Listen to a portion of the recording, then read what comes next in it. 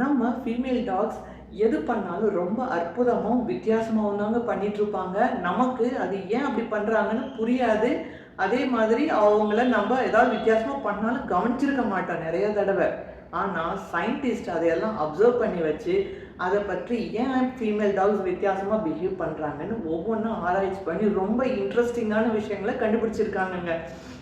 அதில் ஃபியூ 7 பாயிண்ட்ஸை பற்றி நான் இந்த வீடியோவில் சொல்லியிருக்கேன். ஸ்கிப் பண்ணாமல் ஃபுல்லாக பாருங்கள். இன்னும் நம்ம சேனலை சப்ஸ்கிரைப் பண்ணலைன்னா சப்ஸ்கிரைப் பண்ணி வச்சுக்காங்க. என்ன டாக் ரிலேட்டடான பல பயனுள்ள வீடியோக்களை நம்ம ரெகுலராக போஸ்ட் பண்ணிகிட்டே இருப்போம். இது வந்து பப்ளி, இவ தான் பப்ளி. இவளை வந்து ஒரு 5 இயர்ஸ் முதல் இவங்களுடைய பெட் பேரண்ட் விட்டுட்டு போயிட்டாங்க, ப்ரெக்னென்ட் ஆகிட்டான்னு. அப்போதுலேருந்து எங்கள் வீட்டில் தான் கார்ட் பண்ணிவிட்டு எங்களுடைய பெட்டாக மாறிட்டா இவ. முதலாவது ரொம்ப இன்ட்ரெஸ்டிங்கான பாயிண்ட் என்னதுன்னா மெட்டர்னல் இன்ஸ்டிங், அதாவது தாய்மை உள்ளுணர்வு. ஃபீமேல் டாக்ஸுக்கு வந்து என்னதான் இவங்க உல்ஃப் இனத்திலிருந்து வந்திருந்தாலும் இத்தனை நாள் நம்ம கூட மனுஷங்க கூடவே வாழ்ந்து டொமஸ்டிகேட்டடாக ஆனாலும் தாய்மை உள்ளுணர்வு, அதாவது தன்னுடைய சந்ததியை பாதுகாக்கணுங்கிற உள்ளுணர்வு அவங்கள விட்டு இன்னும் போலங்க. அதே கேரிங், அதே மாதிரி ப்ரொடெக்ட் பண்ணணுங்கிற அந்த ஸ்ட்ராங் ஃபீலிங் இந்த அம்மா அதாவது ஃபீமேல் டாக்ஸுக்கு நிறையவே இருக்குது. இவங்க எப்படின்னா தன்னுடைய குழந்தைங்களை வந்து டாக்ஸ் வந்து ஃபீமேல் டாக்ஸ் தன்னுடைய குழந்தைங்களை எந்த சூழ்நிலையும் விட்டே கொடுக்க மாட்டாங்க. எப்படியாவது அதை ப்ரொடெக்ட் பண்ணணும், தன்னுடைய அடுத்த சந்ததியை வந்து நல்லா கவனிச்சிக்கணும், பாதுகாப்பாக வச்சுக்கணும்னு நினைப்பாங்க. அதே ஃபீலிங் வந்து இப்போ மனுஷங்க கூட நம்ம கூட ஒரு ஃபேமிலியில் இருக்கும்போது நம்மளை அதே மாதிரி ஒரு பேக் மாதிரி அவங்களுடைய பேக்காக ஃபீல் பண்ணிவிட்டு அவங்களுடைய ஃபேமிலியாக ஃபீல் பண்ணிவிட்டு கேர் கிவர்ஸ்கிட்டையும் அந்த ப்ரொடெக்ஷனை அந்த தாயுள்ளத்தை அவங்க காட்டுவாங்க. ரெண்டாவது ரொம்ப இன்ட்ரெஸ்டிங்கான பாயிண்ட் என்னதுன்னா இவங்களுடைய ஹார்மோன், லவ் ஹார்மோன் ஆக்சிடோசின். இந்த ஆக்சிடோசின்ங்கிற ஹார்மோன் சுரக்கிறதுனால தான் இவங்க ஃபஸ்ட் பாயிண்ட்ல பார்த்த மாதிரி ரொம்ப ப்ரொடெக்டிவாக இருப்பாங்க. அதே மாதிரி நம்ம இவங்க கூட எவ்வளோக்கு எவ்வளோ விளையாண்டுட்டு இருக்கோமோ கொஞ்சம் விளையாட அந்த ஹார்மோன் சுரப்பு அதிகமாயிட்டே இருக்குங்க. நம்ம எப்பப்போ அவங்கள ஹக் பண்ணுறோமோ அந்த ஹார்மோன் வந்து சுரந்து நமக்கும் அதுக்குமான பாண்டை வந்து இன்னும் ஸ்ட்ராங் பண்ணும். அதே டைமில் அந்த டோபமைன் இன்னொரு ஹார்மோனும் சுரக்க ஆரம்பிக்கும் நம்ம ஹக் பண்ணும்போது. அதனால நமக்கும் அவங்களுக்குமான அது பாண்டை வந்து ஸ்ட்ராங் பண்ணுறதுனால நம்மளை அவங்க வந்து ப்ரொடெக்டிவாக ரொம்ப இவங்களை நான் ப்ரொடெக்ட் பண்ணணுங்கிற ஃபீலிங்கும் அந்த டைமில் தான் ஜாஸ்தி ஆகும். மூணாவது முக்கியமான இன்ட்ரெஸ்டிங்கான விஷயம் என்னதுன்னா எவ்ரி 6 months இவங்களுக்கு அந்த குட்டி போட்டு அதை வளர்க்குற அந்த ப்ராசஸ்க்கு இவங்க ஹார்மோன் டெவலப் ஆகிட்டு இருக்கிறதுனால எல்லா டைமும் இந்த சீசன் வரும்போதெல்லாம் ரொம்ப ப்ரொடெக்டிவ் ஆயிடுவாங்க. எப்படி குழந்தைங்க கிட்ட அவங்க குட்டியே போடலைன்னா கூட அந்த ஹார்மோன் வந்து எவ்ரி 6 months சேஞ்ச் ஆகிட்டு இருக்கிறதுனால அவங்களுடைய ப்ரொடெக்டிவ் ஃபீலிங் ரொம்ப ஸ்ட்ராங்காக இருக்கும். அதை வந்து குழந்தையே பிறக்கலைன்னா கூட அவங்க நம்ம கிட்ட அவங்களுடைய ஃபேமிலியாக ஃபீல் பண்ணுற நம்ம கிட்ட தான் pet parent and caregivers கிட்ட தான் அந்த உணர்வை வெளிப்படுத்துவாங்க. நம்மளை ரொம்ப ப்ரொடெக்டிவாக பார்த்துப்பாங்க அந்த டைமில்.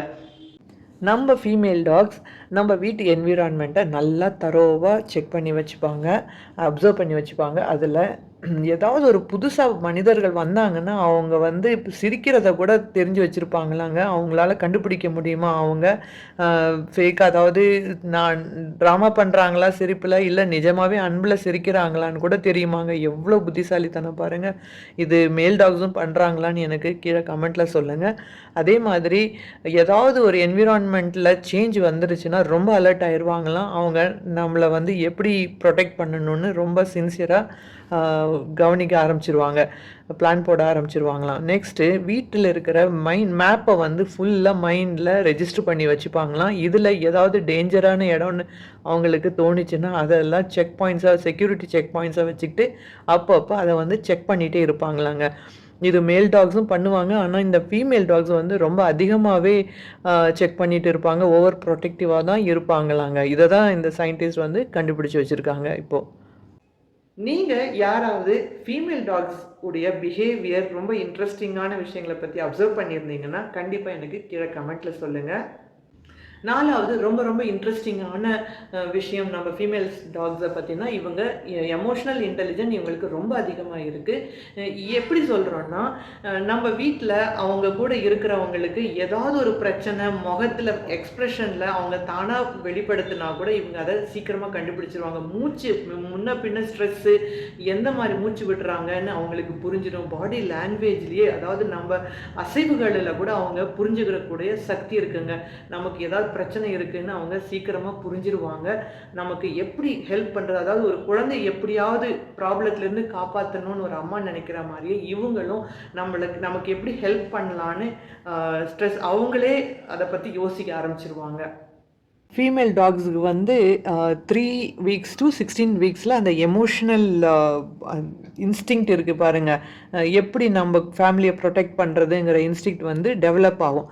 அந்த மாதிரி டெவலப்மெண்ட் டைமில் நம்ம நிறைய புது புது மனிதர்கள், புது புது அனிமல்ஸு, அப்புறம் புது என்விரான்மெண்ட்டை நீங்கள் வந்து இன்ட்ரடியூஸ் பண்ணிட்டீங்கன்னா அவங்க அன்னெசரி பயத்துலேயோ அக்ரெஷன்லேயோ புது ஆளுங்களை பார்த்தா பயந்துட்டு இவங்க யாராவது நம்ம பேரண்ட்ஸை நம்ம வீட்டில் இருக்கிறவங்கள திட்டிடுவாங்க, அடிச்சிருவாங்கங்கிற பயம்லாம் இருக்காமல் இருக்குங்க. இந்த பயம் போகணுன்னா நம்ம வந்து அந்த 3 வீக்ஸ் டு 6 வீக்ஸில் கண்டிப்பாக ட்ரைனிங் கொடுக்கணும்னு இப்போ சயின்டிஸ்ட் அதை பற்றி கண்டுபிடிச்சிருக்காங்க. இது அன்வான்ட் அக்ரெஷனை வந்து ரெடியூஸ் பண்ணும், அந்த பயத்தையும் ரெடியூஸ் பண்ணும் நம்ம டாக்ஸ் கிட்ட. 5வது ரொம்ப இன்ட்ரெஸ்டிங்கான பாயிண்ட் என்னதுன்னா, ஈஸி டு ட்ரெயின். இவங்க வந்து ஈஸிலி ட்ரெயினபிளாக இருக்காங்க. ஏன்னா இவங்க அட்டென்டிவ் ஃபோக்கஸ்டாக இருக்கிறதுனால நம்ம சொல்கிற கமெண்ட்ஸுக்கெல்லாம் ரொம்ப ஈஸியாக ரெஸ்பான்ஸ் பண்ணுவாங்கங்க. அது நேச்சுரலாகவே அவங்களுக்கு இருக்குது. அதனால் ட்ரைனிங்க்கும் ரொம்ப யூஸ்ஃபுல்லாக இருப்பாங்க நம்ம ஃபீமேல் டாக்ஸ்.